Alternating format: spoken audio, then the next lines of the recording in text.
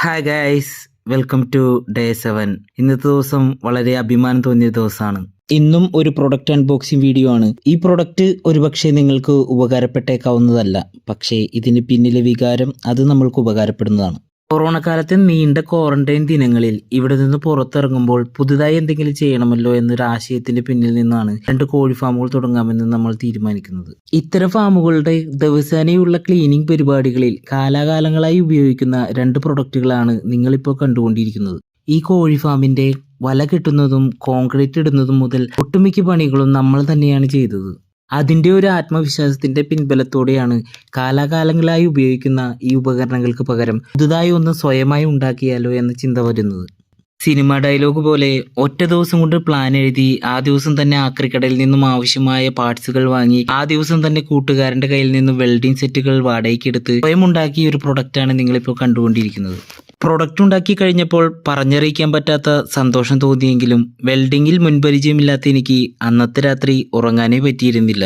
വെൽഡിങ്ങിന്റെ തീവ്ര വെളിച്ചമടിച്ച എന്റെ കണ്ണുകളിൽ മണൽ കോരിയിടുന്നത് പോലെയുള്ള വേദനയായിരുന്നു. കണ്ണുകൾ അടച്ചാൽ കണ്ണിൽ വെള്ളം നിറയും, കണ്ണിൽ വെള്ളം നിറഞ്ഞാൽ കണ്ണ് വല്ലാതെ നീറും. പിന്നീട് കണ്ണ് തുറക്കാൻ പറ്റാത്ത അവസ്ഥയിലും യൂട്യൂബിൽ വോയിസ് സെർച്ച് ചെയ്ത് ഉരുളക്കിഴങ്ങ് കിഴികെട്ടി ഫ്രിഡ്ജിൽ വെച്ചതിന് ശേഷം കണ്ണിൽ വെച്ചാണ് ഞാൻ കിടന്നുറങ്ങിയത്. മറ്റു പണിക്കാരെ ആശ്രയിക്കാതെ ഫാമിലെ എല്ലാ പണികളും സ്വയം ചെയ്തിരുന്ന നമ്മളുടെ കുടുംബത്തിന് ജോലി തിരക്കോ മറ്റു കാരണങ്ങൾ കൊണ്ടോ നാളെ എന്റെ സഹായമില്ലാതായാലും ഫാമിലെ പണികൾ ചെയ്യുന്നതിന് ഇതൊരു വലിയ സഹായമാകും എന്നൊരു ഉദ്ദേശവും ഇതിനു പിന്നിലുണ്ടായിരുന്നു. പക്ഷേ എപ്പോഴത്തെയും പോലെ നമ്മളുടെ കഷ്ടപ്പാടുകളും നമ്മൾ കണ്ട മുൻകരുതലുകളും ഒന്നും വകവയ്ക്കാതെ വീട്ടുകാർ ഇത് വേണ്ട വിധത്തിൽ ഉപയോഗിച്ചിരുന്നില്ല എന്നതായിരുന്നു വേദനിപ്പിക്കുന്ന സത്യം. ആടുതോമയുടെ മുട്ടുമണി പോലെ ഈ പ്രൊഡക്റ്റ് ആരും ഉപയോഗിക്കാതിരിക്കുന്നത് കാണുമ്പോൾ എനിക്ക് എപ്പോഴും വിഷമം തോന്നാറുണ്ടായിരുന്നു. പക്ഷേ കാലങ്ങൾ കഴിഞ്ഞപ്പോൾ അന്നുണ്ടാക്കിയിരുന്ന ആ പ്രൊഡക്റ്റ് അത് വളരെ നല്ലതായിരുന്നെന്നും ഇപ്പോൾ ഉപയോഗിക്കാതിരുന്ന് ചീത്തയായി പോയെന്നും അതുപോലുള്ളൊരു പ്രൊഡക്റ്റ് ഓർഡർ ചെയ്താലോ എന്ന് അവർ തന്നെ നമ്മളോട് പറഞ്ഞപ്പോൾ പറഞ്ഞറിയിക്കാൻ പറ്റാത്തൊരു അഭിമാനമാണ് എനിക്കപ്പോൾ തോന്നിയത്. അതെ ഗൈസ്, കാലം മായ്ക്കാത്ത മുറിവുകളില്ല.